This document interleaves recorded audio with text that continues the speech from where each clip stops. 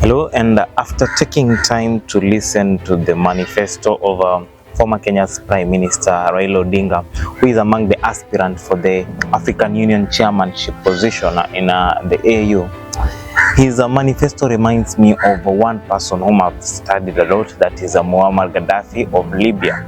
Remember, Gaddafi was assassinated on the basis that he is a terrorist, but Gaddafi had ideologies that were a threat to the European, and the Europeans don't like something that is threatening their growth and their influence in Africa. Now, I've taken time to listen to Raila Amolo Odinga's speech which he gave in Addis Ababa, and I have taking time to also analyze his manifesto, his plan for Africa Union, and it comes with a similarity to the same ideologies and the same plans that Muammar Gaddafi had back in the days. And remember, Raila Amolo Odinga is a Pan-Africanist, and the ideas that Raila Amolo Odinga has for the AU poses kind of a threat to the European government, because if this man is able to achieve what he has in the manifesto, that means there will be so much freedom for Africa. And second, if you see, we have had Mali. I came across this news that Mali has officially cleared off its debts. And during that time, back in the days, Muammar Gaddafi had this idea that Africa should have its own currency, its own bank, so that there is no need for your African countries to go to the IMF to take loans. And such things, such currencies are appearing in the manifesto of Raila Amolo Odinga. And today I just want us to talk about, is Gaddafi being reincarnated again through Raila Amolo Odinga? Now, my name is Movali Derek, and welcome to the Political Spotlight. But before we get into the length of this conversation, I want to appreciate each one of you who has taken time to subscribe to this channel. That goes a very long way for me, and those who also leave me comments, I really appreciate it. It goes unnoticed, and it also helps in crafting a better analysis that will help us all reason together that issue that is affecting us.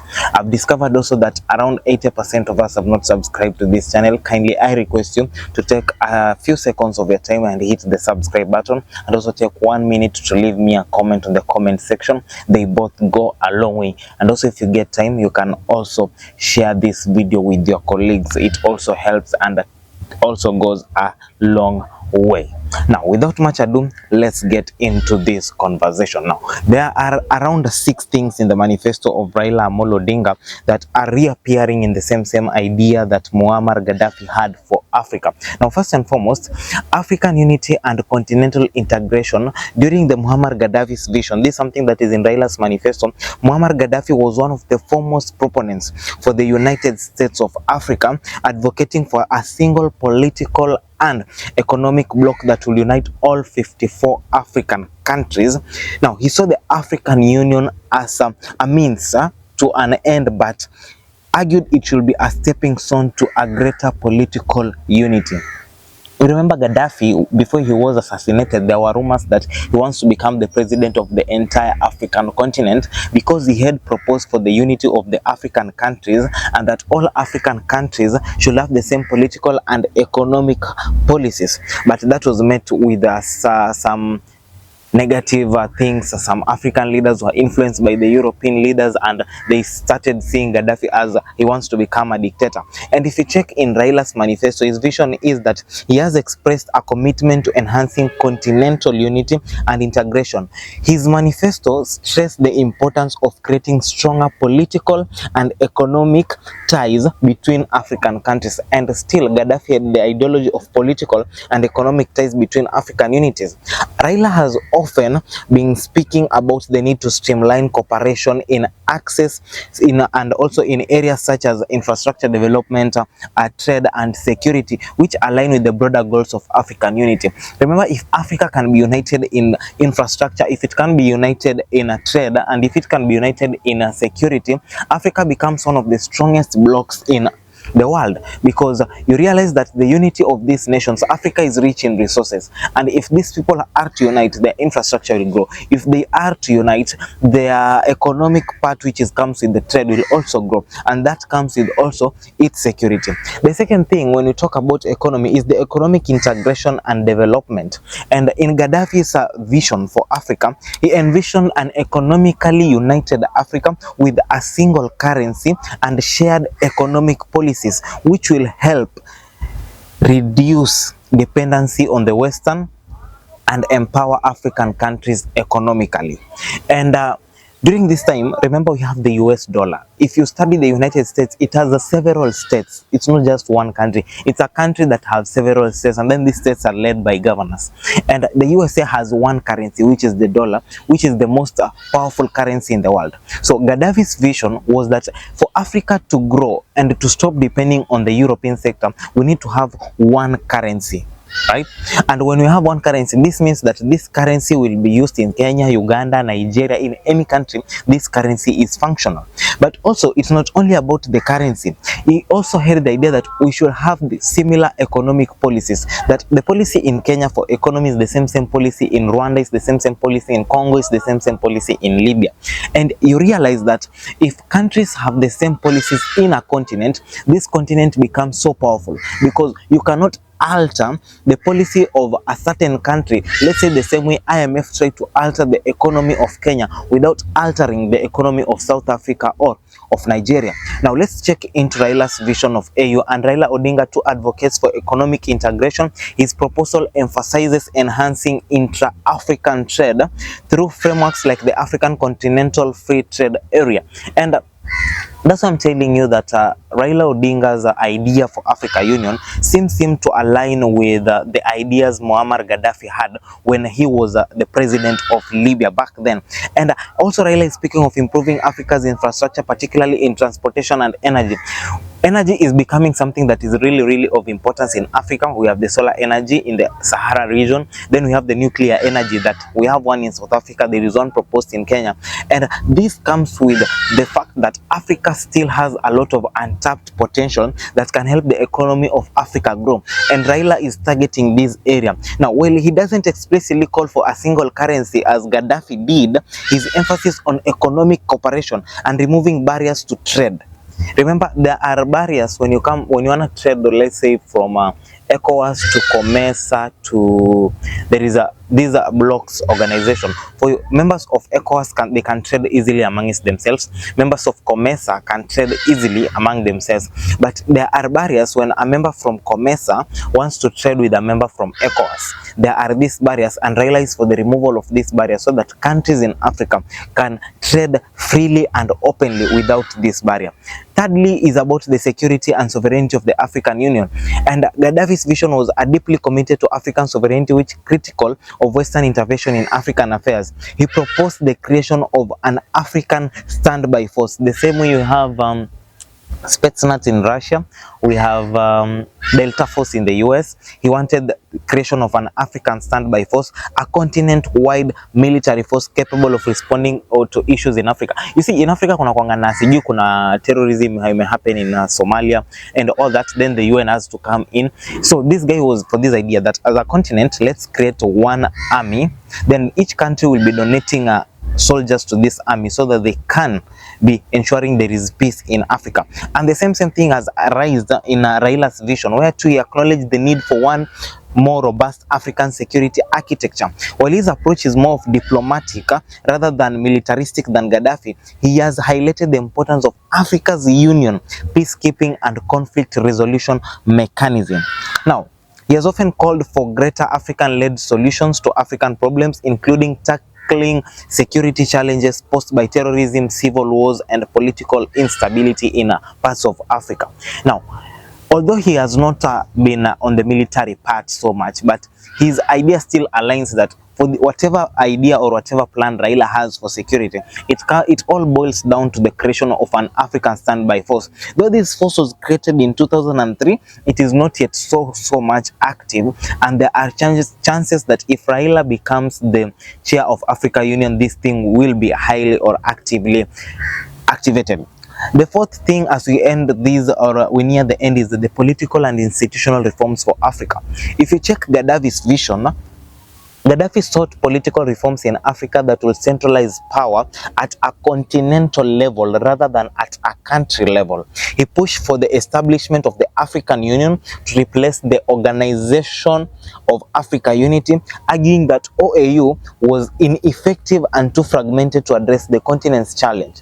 It was Muammar Gaddafi who transformed OAU to AU, citing that OAU was not able to cater for all the needs of the African nations. So he tabled the creation of African Union to counter and take care of all African needs without discriminating any nation.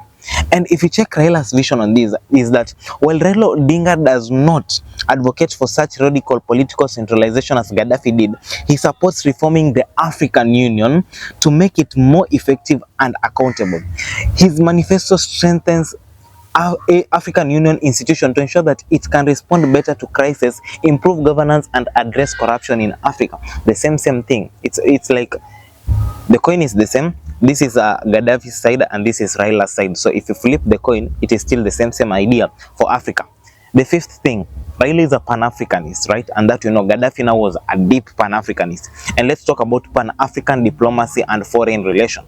In Gaddafi's vision, he was critical of African relations with former colonial powers like the Britain, the France, among other nations. After proposing alternatives to Western financial institutions, remember he had an idea for the formation of an African bank, and advocating for non-alignment in the Cold War context. Remember, there was a Cold War that happened immediately after, was it the Second World War, if I'm not wrong, and Gaddafi advocated that African nations should not take part in the Cold War.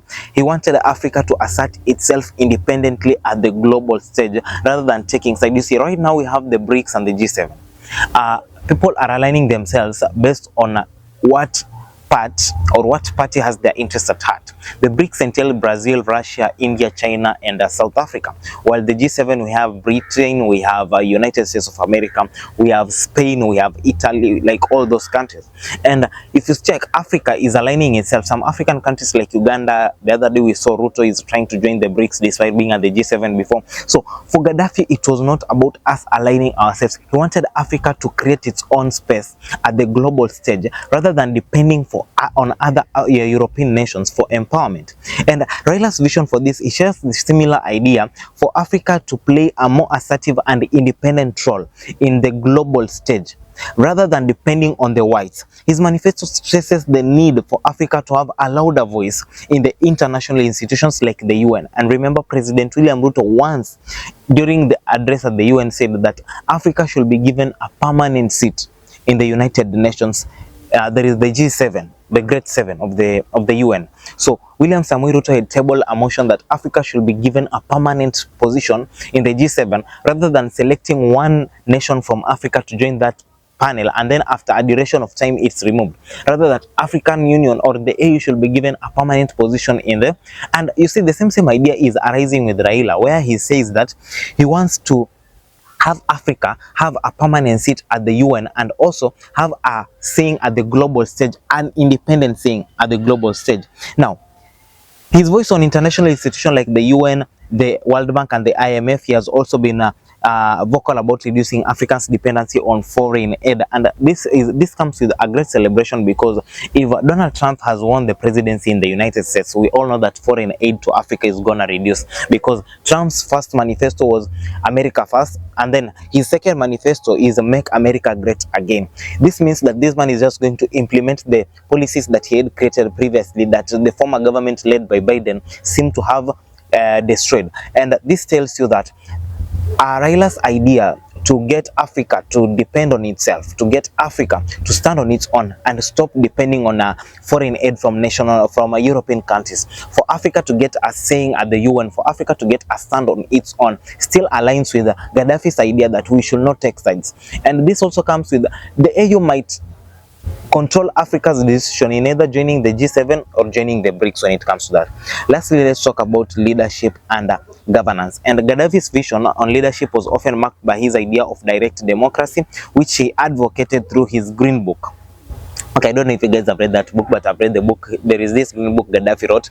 Is called. There is this book that Gaddafi wrote. Is called the Green Book. His vision of African governance was rooted in the belief that in a United States of Africa should operate through a decentralized but unified system that transcended traditional borders. What it means is we are unified under AU, but now it is decentralized in that these presidents, they can be like governors, but we are not confined on the local boundaries that the European drew for us, that this is Kenya, this is Uganda, this is Tanzania, this is Burundi. That the president of Burundi is like a governor, and then they all meet to represent the needs of these nations in the African Union. So the African Union is the main government for Africa.